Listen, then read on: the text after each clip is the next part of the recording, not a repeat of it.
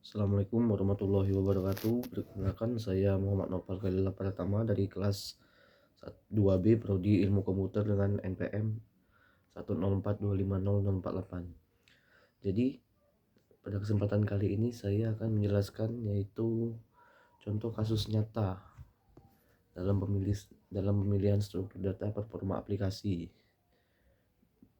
Pemilihan struktur data mengubah performa aplikasi. Jadi struktur data itu apa?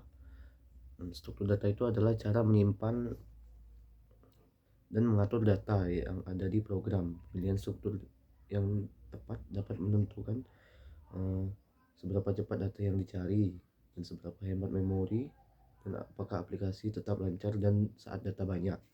Jadi ketika aplikasi itu memiliki data yang banyak, apakah dia akan buffering atau lemot. Nah, jika salah pilih, aplikasi bisa jadi lambat meskipun algoritmanya benar. Ya, dia seperti agak lemot-lemot gitulah, buffering lah kalau ngomongnya. Untuk yang kedua, perbedaan performa sederhana. Contohnya itu release, harus cek satu persatu. Lambat jika data banyak, dia akan lambat. Untuk yang kedua, hashmap, langsung ke data yang dicari, itu dia sangat cepat.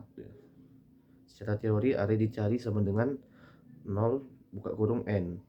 Hashmap yang dicari adalah 0 buka kurung 1. Untuk contoh nyata di aplikasinya itu di WhatsApp ya, chat real time. Pada WhatsApp itu pesan harus muncul secara instan. Nah, dia itu adalah urutan pesan. Hashmap itu akses pesan dengan cepat. Jadi tampilan chat bisa delay saat banyak pesan. Jadi dia agak delay gitu, agak terlambat gitulah, sepersekian detik. Nah, untuk timeline sosial media di Twitter itu posting terbaru harus muncul dulu, dia dipakai priority queue atau heap, otomatis urut waktu. Nah, tanpa struktur ini timeline harus disortir ulang